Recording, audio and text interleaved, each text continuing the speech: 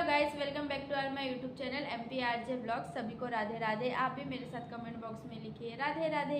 चलो आज के अपन अपने टॉपिक को स्टार्ट करते हैं। आज का अपना टॉपिक है हाइपरटेंशन क्या होता है, मीन्स बीपी का बढ़ जाना क्या होता है। तो बीपी की नॉर्मल वैल्यू कितनी होती है ये मैंने आपको कल बताया था। आप कमेंट बॉक्स में मुझे बताइए बीपी की नॉर्मल वैल्यू कितनी होती है। ओके, अगर आपको फिर भी याद नहीं है तो मैं बताती हूँ। बीपी की नॉर्मल वैल्यू होती है 120/80। ओके, अगर आपका बीपी 120/80 से थोड़ा ऊपर जा रहा है तो क्या आपको हाइपरटेंशन है? बोलिए, है या नहीं है? नहीं है।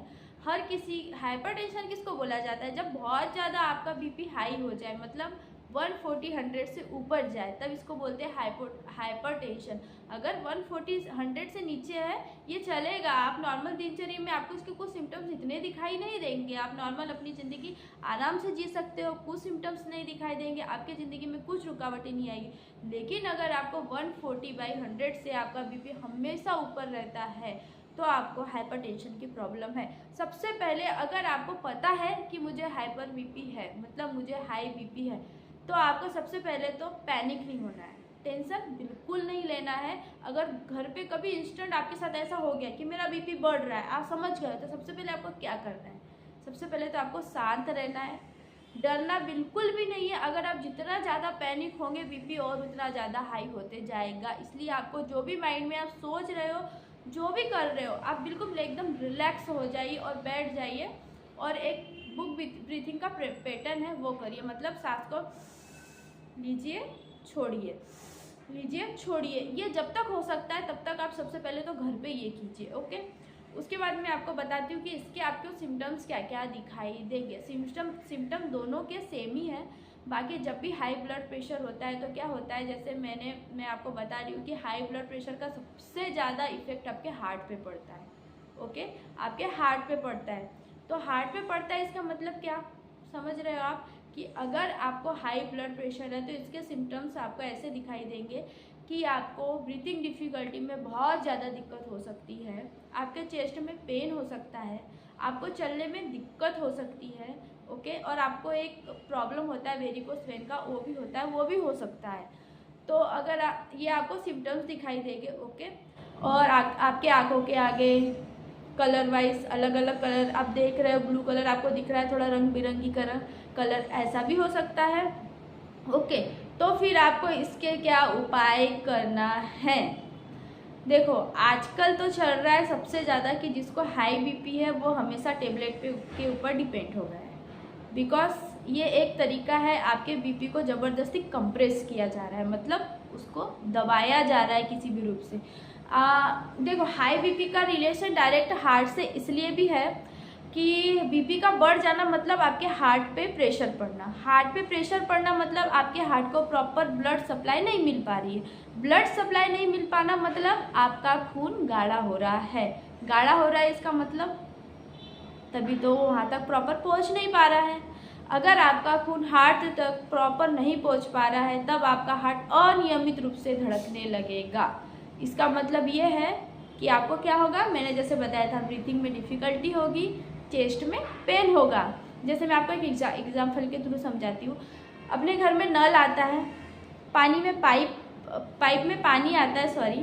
तो अगर उस पाइप में कुछ कचरा फंस जाता है, मीन्स हार्ट की जो भी नलियाँ है उसमें क्या हो गया है, कचरा फंस गया है, तो हार्ट तक प्रॉपर ब्लड सप्लाई नहीं हो पा रहा, मतलब आपके टाँके में प्रॉपर, टंकी में प्रॉपर पानी नहीं आ पा रहा है। तो क्या होगा, पानी रुक रुक के आएगा, थोड़ा थोड़ा आएगा, यही होगा। ऐसे ही हार्ट को क्या होगा, रुक रुक के ब्लड सप्लाई मिलेगा, धीरे धीरे मिलेगा, तो हार्ट भी क्या होगा, अनियमित रूप से काम करने लगेगा। ओके, तो आप क्या करते हो, अगर पाइप में कचरा फंस गया तो उस कचरे को निकाल देते हो।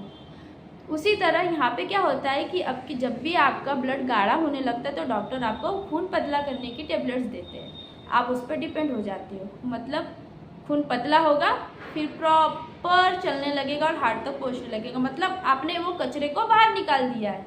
ओके, समझ गए आप मेरी बात? तो ये क्या होता है, ये एक नेचुरल रूप नहीं है, मतलब बीपी को कंट्रोल में लाने का। ओके, ये आप दवाइयाँ खाकर कंप्रेस कर कर बीपी को कंट्रोल में ला रहे हो। ओके, आपको मेरी बात समझ आई? तो इसके अपने को उपाय क्या क्या करना चाहिए, मैं आपको नेचुरली उपाय बताऊंगी जो आपको करने चाहिए। आपको रिफाइंड ऑयल जितने भी आते हैं ना, वो खाने से बचना चाहिए सबसे पहले तो। ओके, दूसरी बात, आपको इसमें नमक वाली चीज़ बिल्कुल नहीं खानी चाहिए। आपको कम से कम नमक का सेवन करना चाहिए। ऊपर से आपको नमक खाने की आदत बिल्कुल नहीं रहना चाहिए। जैसे कई लोगों की आदत होती है ना, सब्जी में नमक है लेकिन फिर भी थोड़ी सी आदत है ऊपर से लेके खाने की, ये आपको बिल्कुल नहीं होना चाहिए।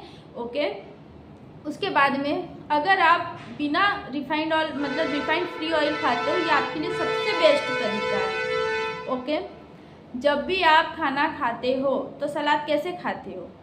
खाना खाते हो एक बाइट सलाद खाते हो, लेकिन ये सबसे गलत तरीका है। कभी भी खाना खाने से पहले जितनी भी आपको सलाद खानी है, 1 प्लेट खानी है, 2 प्लेट खानी है, बिल्कुल खा लीजिए, लेकिन खाना खाने से पहले खाना है आपको। ओके, खाना खाने के बीच बीच में आपको सलाद बिल्कुल नहीं लेनी है। ये आपको मेरी बात समझ में आई? उसके बाद अगर मैं एक आपको होम रेमेडी बताती हूँ, अगर आप ये कर सकते हो तो, अगर आप लहसुन है, जो कच्ची लहसुन होती है, उसको सुबह भूखे पेट दांतों से चबा सकते हो तो ये सबसे बेस्ट ऑप्शन है। अगर सुबह सुबह नहीं चबा सकते हो तो खाना खाने के साथ में छोटे छोटे टुकड़े करके भी खाते हो, ये भी एक बहुत बेस्ट ऑप्शन है। ठीक है, उसके बाद में मैंने तो सुना है कि कई वैज्ञानिकों ने रिसर्च की है और इस चीज़ पे बहुत काम भी किया है, लोगों पे अप्लाई भी किया है कि अगर इंसान एक दिन में 30 मिनट की कोई भी फिजिकल एक्टिविटी करता है तो उसका बीपी हमेशा नियमित रूप से नॉर्मल रहता है। जब भी आपको हाई ब्लड प्रेशर होता है ना, तो आपकी सोडियम की मात्रा को क्या करना है, आपको कम करना है, और पोटेशियम की मात्रा को क्या करना है, बढ़ाना है। मतलब जिसमें भी पोटेशियम है वो चीज़ें आपको ज़्यादा से ज़्यादा खानी है, जैसे नारियल पानी हो गया, ग्रीन वेजिटेबल्स हो गए।